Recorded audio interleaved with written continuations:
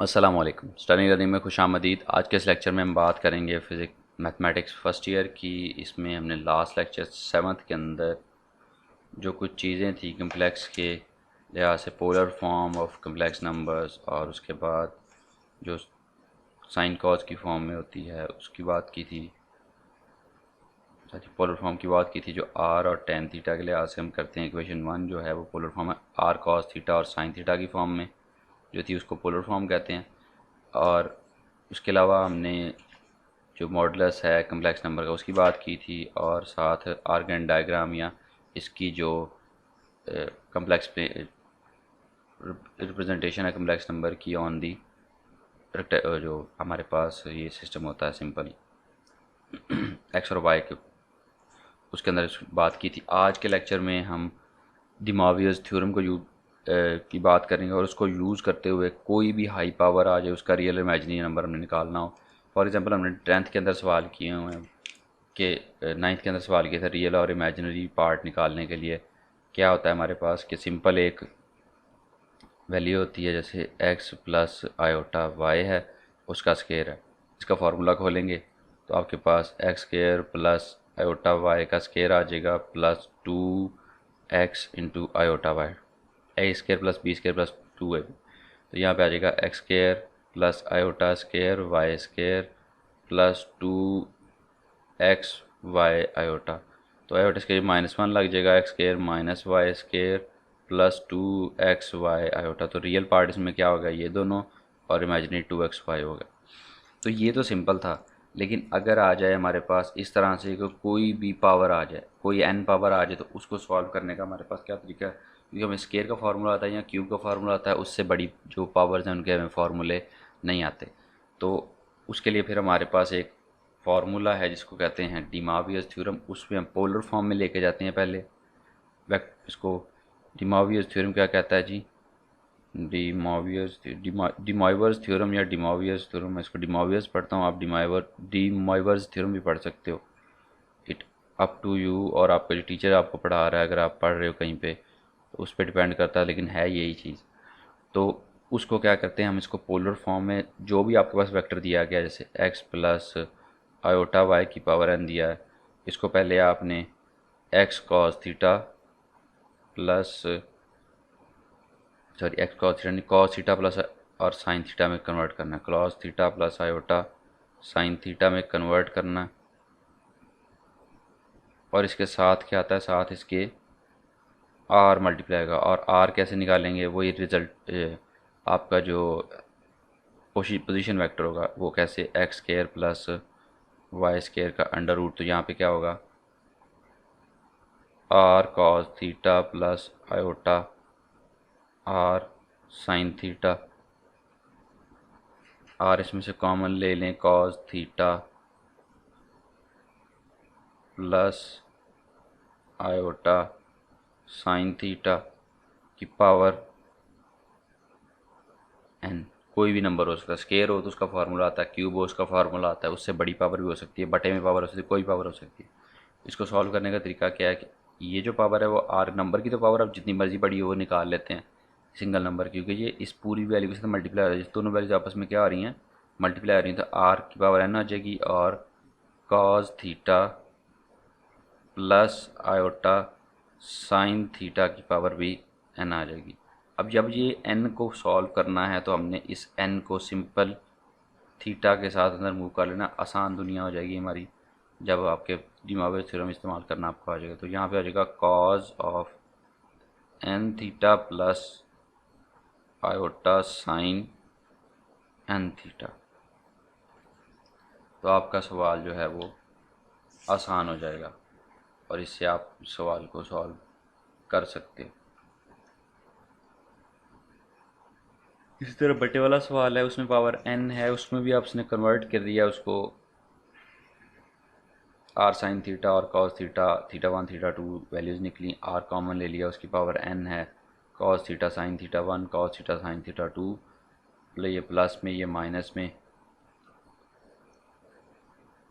उसके बाद यहाँ पे उसने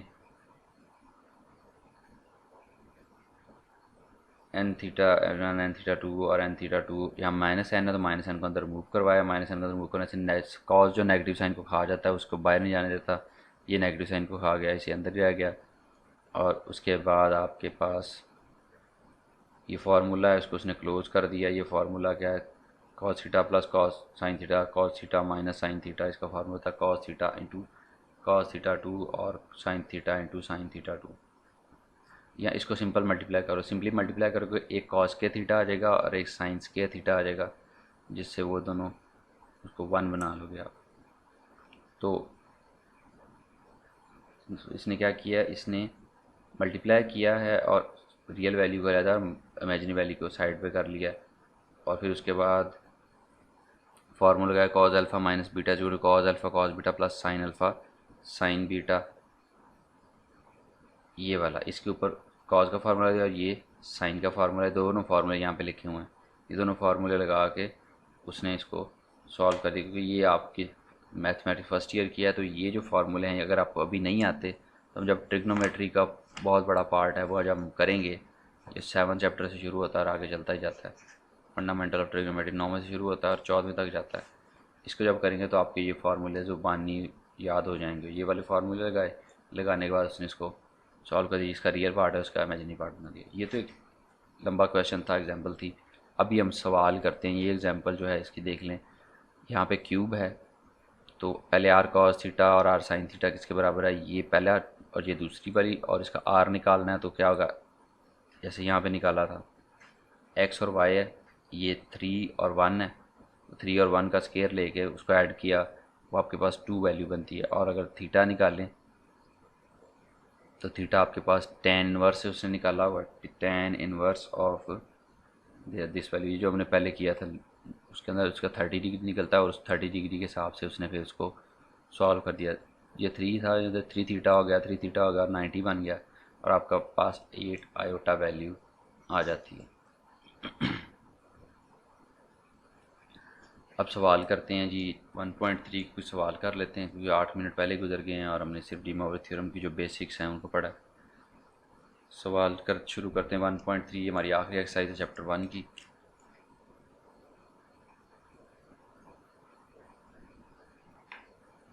ग्राफ बनाने हैं पहले तो, ये तो हमने पहले ही कर लिए थे ग्राफ वाले, इसकी भी हमने डिटेल पढ़ी हुई है। इसके बाद दो, एक सिंपल केस और एक सिंपल वैल्यू वाला और एक सिंपल इमेजिनरी वैल्यू वाला और एक बटे वाली वैल्यू वाला। तीसरा चौथा है 3/5 माइनस 4/5 आयोटा। ये मैं इसमें से 8 में से 4 सवाल कर रहा हूँ, 4 आप लोगों ने खुद करने हैं।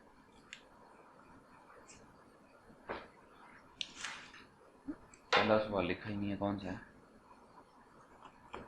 2+3 आयोटा। इसको अब मैंने ग्राफ को ड्रा करा, तीनों के लिए छोटे छोटे ग्राफ बना लेते हैं। यहाँ पे ये एक्स है, ये वाई है, यहाँ पे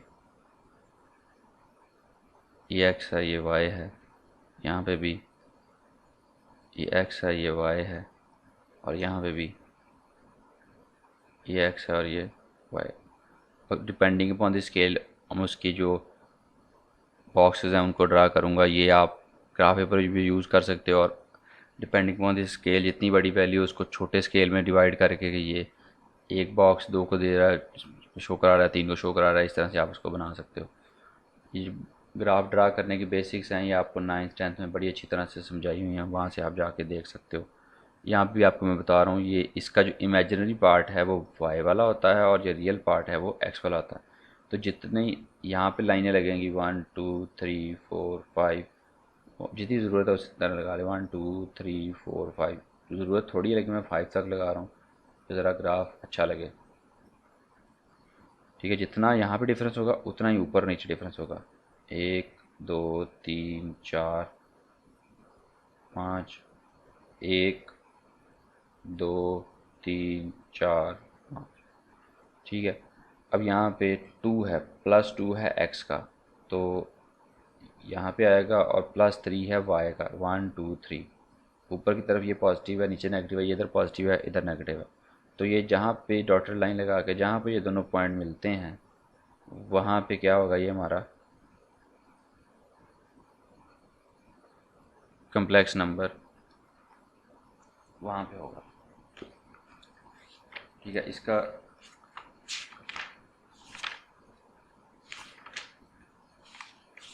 ग्राफ जो है वो कुछ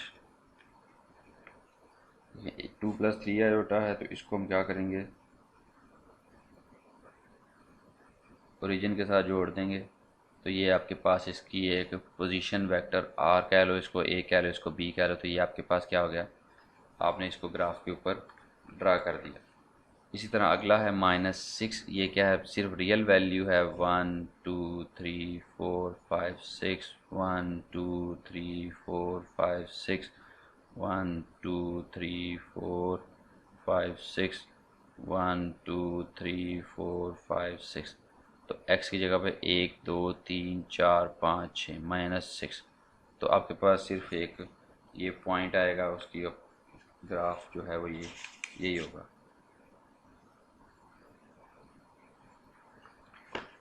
ठीक है, तो ये आपके पास -6 और 0 होगा। -2, 2 + 3 आयोटा लिख लो, या इसको लिख लो 2, 3, क्योंकि ये आप जब आप उसको पॉइंट फॉर्म में लिखोगे तो आप इसको बाइनरी रिलेशंस के तौर पे लिखोगे।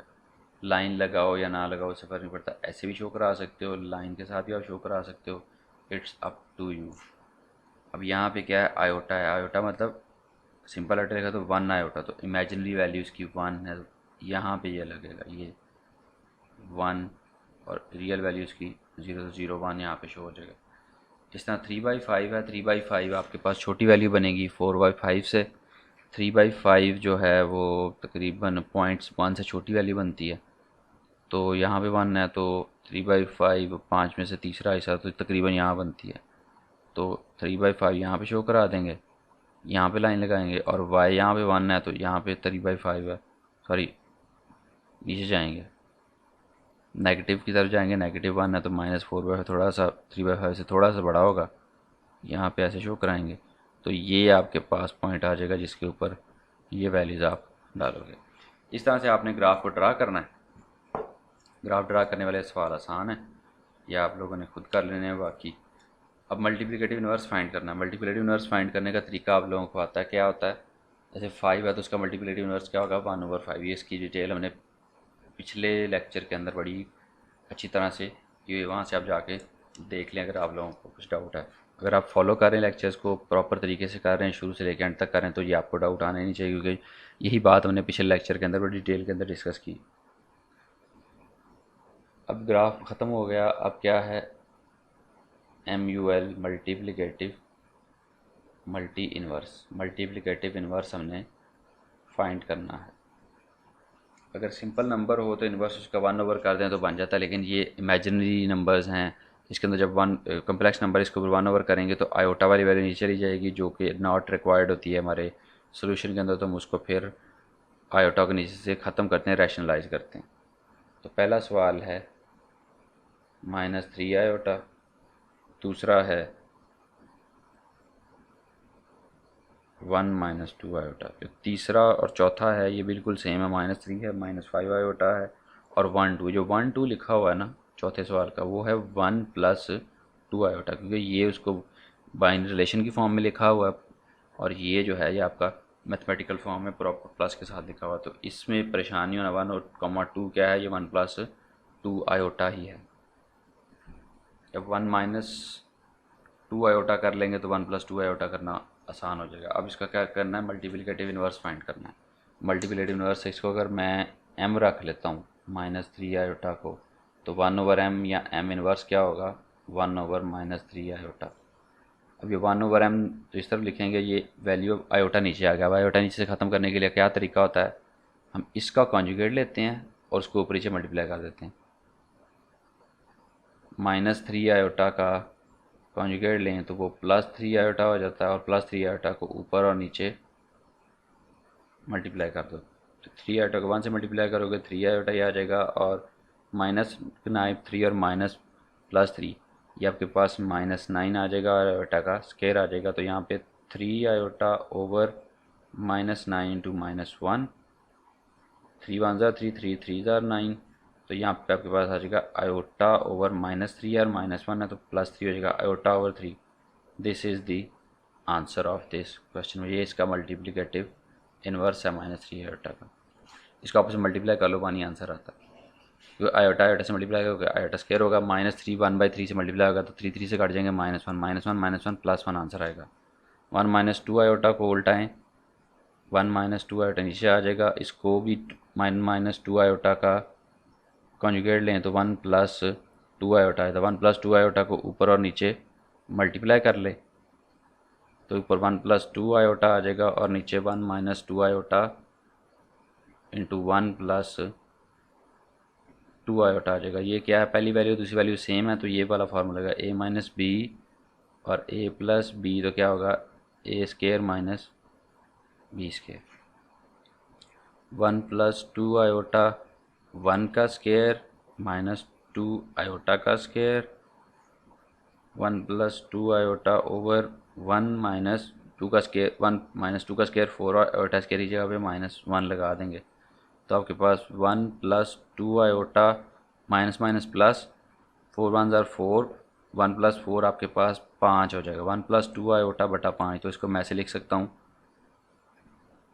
1/5 जमा 2/5 आयोटा। ठीक है, तो ये इसका इन्वर्स आ गया और ये जो है ये इसका इन्वर्स है। इसी तरह आपके पास तीसरा और चौथा सवाल है, ये आप लोगों ने खुद कर लेने हैं। सॉरी, पहला और दूसरा किया है, तीसरा चौथा आप लोगों ने खुद करना है। अब सिंप्लीफाई वाले क्वेश्चंस हैं, बहुत ही आसान है। आयोटा की पावर्स हैं, आयोटा की पावर 1/1 है, आयोटा की पावर 10 है, आयोटा की पावर माइनस में पॉजिटिव में, तो इसको हमें डिमॉवियर थ्योरम लगाने की ज़रूरत नहीं है। डिमॉवियर थ्योरम के बगैर ये हो जाएगा क्योंकि ये सिंगल वैल्यूज़ हैं। ये वही वाला तरीका जो हमने 9th के अंदर किया हुआ है। आयोटा की पावर 1/1 है, इसको हमने सॉल्व करना है। तो क्या मुझे आयोटा की जो ये तीसरा सवाल है हमारा, उसका पहला पार्ट है ये आयोटा की पावर 1/1। आयोटा की पावर 1/1 है, मुझे आयोटा स्केयर की वैल्यू आती है वो है -1। इसको मैं आयोटा स्केयर में कन्वर्ट करूँगा। 1/1 2 के टेबल में नहीं आता तो मैं क्या करूँगा, iota into iota 100, iota side पे, आयोटा 100 को मैं आयोटा स्केयर और 50 लिख सकता हूँ क्योंकि जब ब्रैकेटें खुलेंगी तो 2 और 50 मल्टीप्लाई आगे 50 हो जाए 100 हो जाएगा। तो मैं इसको जब तोड़ूंगा तो 2 और 5 में तोड़ के मैंने इस तरह कर लिया। आयोटा स्केयर की जगह पे क्या लगा दूँ, -1 उसकी पावर 50, तो इसकी -1 की पावर इवन है, आयोटा इंटू 1, तो यहाँ पे आपके पास आयोटा इसका आंसर आ जाएगा। इसी तरह आपके पास दूसरा जो सवाल है, नेगेटिव पावर जो है आयोटा की पावर 10 है, -10 है, पहले इसको +10 करेंगे, इधर इसको बटे के नीचे ले जाएंगे। ये चौथा सवाल है 1 / आयोटा की पावर 10। पहले आयोटा की पावर 10 को सिंप्लीफाई करो, आयोटा स्केयर की पावर 5 बन जाएगा ये 1 / आयोटा स्केयर की पावर 5, तो आयोटा स्केयर की जगह लगेगा -1, 1 / -1 की पावर 5। किसी भी नेगेटिव वैल्यू की पावर ऑड हो तो उसका आंसर नेगेटिव ही आता है, तो 1 / -1, तो यहाँ पे इसको सिंपल -1 लिख देंगे, तो ये इसका आंसर आ गया। 3 पार्ट हमने कर लिए हैं, 3 सवाल हमने कर लिए हैं। इसके जो पार्ट्स मैंने कर दिए हैं, बाकी जो रह गए हैं वो आप लोगों ने खुद करने हैं। और उसके बाद जो चौथा पार्ट है इसका प्रूव है वो हम अगले लेक्चर में करेंगे। 5वां 6ठा इससे नहीं चला, इसको जल्दी कंप्लीट करेंगे। और इस दुआ के साथ कि अल्लाह आपको अपने ज़मान में रखे, दुआ में याद रखिएगा, अपना ख्याल रखिएगा। अल्लाह हाफ़िज़ और अल्लाह आपका निगहबान।